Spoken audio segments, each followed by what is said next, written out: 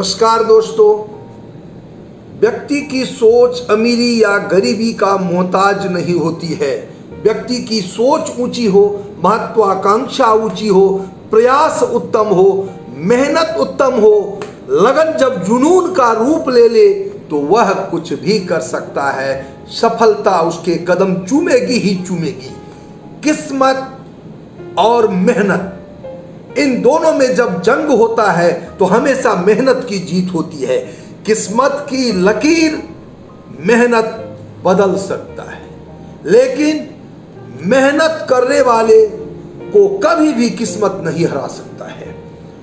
तो आप किस्मत, हिम्मत और मेहनत का जब सम्मिश्रण करेंगे तो वो आपकी ताकत बनेगी, और जब आप ताकत के साथ किसी भी काम में टूट पड़ेंगे तो आपको सफलता मिलेगी ही मिलेगी। लेकिन ये आप और आपके माता पिता का योगदान होगा। आपके माता पिता ने आपको बचपन में क्या संस्कार दिए हैं, इस पर भी यह डिपेंड करेगा। गरीबी और अमीरी का मुहताज नहीं हो सकते हैं आप। गरीबी में पैदा होना यह आपके बस में नहीं था, लेकिन गरीब से कर्मठता को प्राप्त करना यह आपके बस में है। माता जैसे सौतेली मां होती है, अच्छी भी हो सकती है, बुरी भी हो सकती है। उसी तरह किस्मत अच्छी भी हो सकती है, बुरी भी हो सकती है। उसे हम अपने कर्म की लकीरों से लिख सकते हैं, बदल सकते हैं अपने कर्म बल से। क्योंकि तुलसीदास जी ने कहा है, कर्म प्रधान विश्व करी राखा। संपूर्ण विश्व के सभी कर्मों का आधार आपकी कर्मठता है। गीता में श्री कृष्ण जी ने कर्म योग का प्रशिक्षण दिया है। कर्मयोगी क्या होते हैं? तो आप यदि ठान लेते हैं, बचपन से एक लकीर खींच लेते हैं कि मुझे ऐसा करना है, आगे बढ़ना है, मैं जिस परिस्थिति में हूं उस परिस्थिति को अनुकूल समझ करके आगे बढ़ना है, प्रतिकूलता में अनुकूलता पैदा करनी है, प्रतिकूलन में अनुकूलन का भास करना है, निगेटिविटी में पॉजिटिविटी का अनुभव करना है, गरीबी में भी सुख मानना है। यदि आपने ठाना है कि यह करूंगा तो करूंगा, गरीबी बाधक नहीं हो सकती है। एक बच्चा अमेरिका में पैदा हुआ।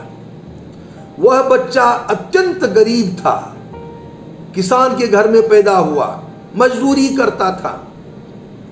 कभी कभी ऐसी स्थिति आती थी कि 2 वक्त की रोटी पर भी आफत हो जाते थे, भोजन नहीं कर पाता था।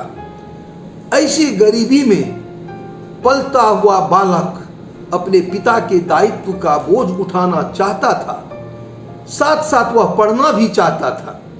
लेकिन पिताजी की रुचि उसे पढ़ाने में नहीं थी, उससे खेती कराने में थी।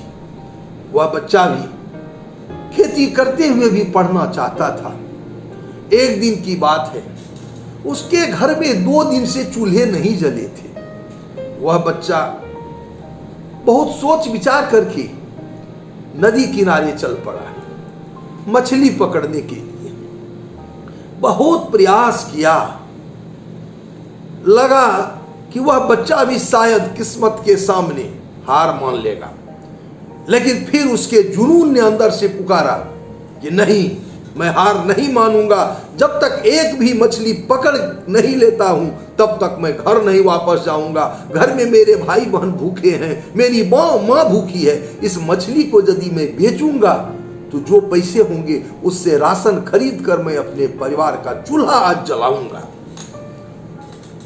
और जब उसने हिम्मत ठान ली तो उसके हौसले के आगे किस्मत को हारना पड़ा, और एक बहुत बड़ी सी मछली उसे फंस गई जाल में और उसे मिल गया। बहुत प्रसन्न हुआ, घर की ओर चला कि जा रहा हूं, मां को दिखाऊंगा, देखो मां मैं क्या लाया हूं, और इसे बेच के बहुत पैसे कमाऊंगा, आज चूल्हा जल जाएगा। जब आ रहा था रास्ते में उसे एक फौजी मिला, देश का सिपाही, देश की सीमा पर पहरेदारी करने वाला सिपाही।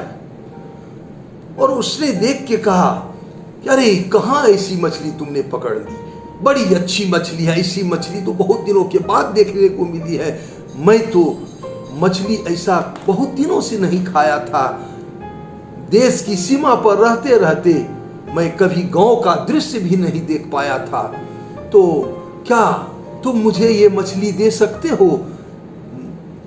तो इस बच्चे ने दुविधा में पड़कर कहा कि मेरी माँ, मेरे भाई बहन घर में भूखे हैं। मन ही मन विचार किया कि ये सिपाही देश की सीमा पर मेरा प्रहरी बनकर रक्षा करता है, देश के लिए अपने खून बहाता है, अपनी जान देने को तत्पर रहता है। यदि इसकी लालसा हुई है कि ये इस मछली को प्राप्त करे, ये मछली को खाए, तो इसकी तृप्ति से ही मेरी तृप्ति है, क्योंकि देश की रक्षा करने वाले को सबसे पहले स्थान देंगे, तब मैं अपने घर को, मैं तो एक दिन भूखा भी रह लूंगा, लेकिन यह बहुत निराश हो जाएगा, इसका मनोबल नहीं टूटने दूंगा। और उस बच्चे ने वह मछली उस सैनिक को दे दिया। सैनिक खुशी खुशी ले गया, लेकिन उसने इस बच्चे को कहा कि तुम जरूर एक दिन बहुत बड़ा आदमी बनोगे। इतनी उदारता इतनी कम उम्र के बच्चे में नहीं हो सकती है। वह बच्चा अपने घर गया। घर जाकर के माँ से जब खाली हाथ मिला तो माँ बड़ी निराश हुई। क्या हुआ बेटा, कुछ नहीं मिला? तो बोला हाँ माँ, मिला तो था, लेकिन एक फौजी मिल गए, देश के पहरेदार जो देश के लिए दिन रात मरते हैं, उनके सामने मैं विवश हो गया। मैंने वह मछली उन्हें दे दी माँ। तो माँ ने कहा कि ऐसा तुम करके कोई बुरा नहीं किया। बच्चे ने कहा मैंने कोई बुरा किया तो माँ मुझे कह दो, तुम ही तो मुझे सवारोगी। तो माँ ने कहा नहीं, तुझ पर मुझे गर्व है बेटा, तुमने जो किया है वह बिरला ही कोई कर सकता है।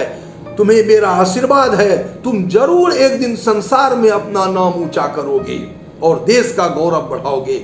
जानते हो वो बच्चा कौन था? वही बच्चा अमेरिका के 16वें राष्ट्रपति इब्राहम लिंकन बने। अब्राहम लिंकन जो गरीबों के मसीहा थे, जिन्होंने दास प्रथा को दूर करने के लिए एड़ी चोटी एक कर दी। साउथ और नॉर्थ में जब संघर्ष हो रहा था, गृह युद्ध हो रहा था, तो इन्होंने गरीब दासों का साथ दिया। दास प्रथा क्या होती है?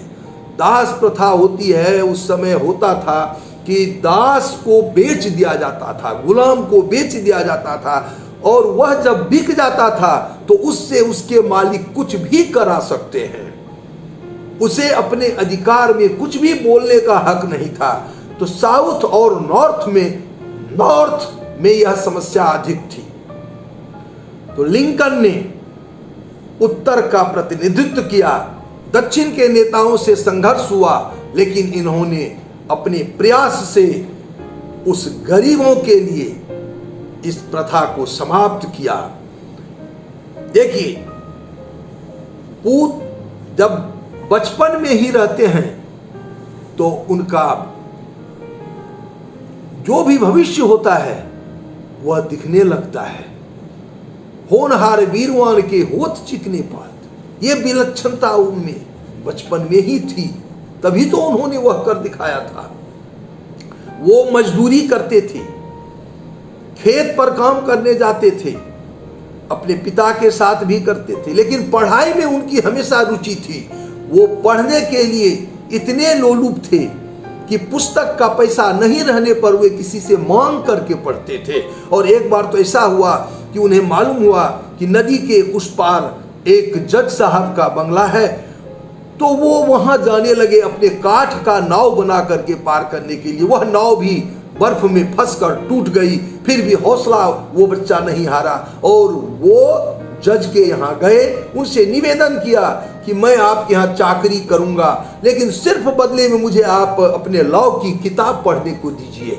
और उनके यहाँ चाकरी करके ये बहुत अच्छे लॉयर भी बने, दुकानदार के यहाँ नौकरी भी की, और एक बार अपने इलेक्शन में एमएलए के रूप में खड़ा हुए हार गए, दूसरे बार जीत गए, और अंततः ये अपना गरीबों के प्रति सेवा का जो जुनून था उसे जारी रखा, अंततः राष्ट्रपति बने। एक बार की बात है कि एक बार वो किसी महिला के पक्ष में वकालत कर रहे थे। उनका सिद्धांत था कि मैं गरीब से फीस नहीं लूंगा। तो वो महिला किसी भी तरह से कुछ पैसे इंतजाम करके इनके असिस्टेंट को जमा कर दी थी। जब वह जीत गई तो इनके असिस्टेंट ने बताया कि वह महिला इतना रुपया जमा की है, फीस दे चुकी है। इन्होंने कहा, अरे उस गरीब से तुम कैसे फीस ले लिया? ठीक है, कोई बात नहीं, तुम यदि ले सकते हो अपनी फीस तो तुम अपना फीस काट के मेरा फीस उस बेचारी को वापस कर दो। तो यह उनकी उदारता थी, और इस तरह का जो उदार होता है वही महान बनता है। वह गरीब थे इसलिए वो आगे नहीं बढ़ सकते थे, ऐसा नहीं है। गरीबी का मुहताज वो नहीं रहे, गरीबी की सीमा को लांघ करके वे महान राष्ट्रपति बने और अमेरिका जैसे देश के राष्ट्रपति बने। तो यदि ठान लीजिए, मैं अपने देश के बच्चों से कहना चाहूंगा कि यदि ठान लो तो कुछ भी असंभव नहीं है। तुम प्रयास तो करके देखो, अपने संस्कार को आगे बढ़ा करके तो देखो। उनकी मां ने उनको जो संस्कार दिया था वह संस्कार आप भी अपने बच्चे को देख करके तो देखिए कि आपका बच्चा भी एक दिन आपका नाम रोशन करेगा, आपके समाज और देश का नाम रोशन करेगा। मेहनत, किस्मत और ताकत, तो इसमें तीनों का सम्मिश्रण होगा तो आप निश्चित रूप से सफल होंगे, अपने बच्चे को भी सफल बनाएंगे। धन्यवाद।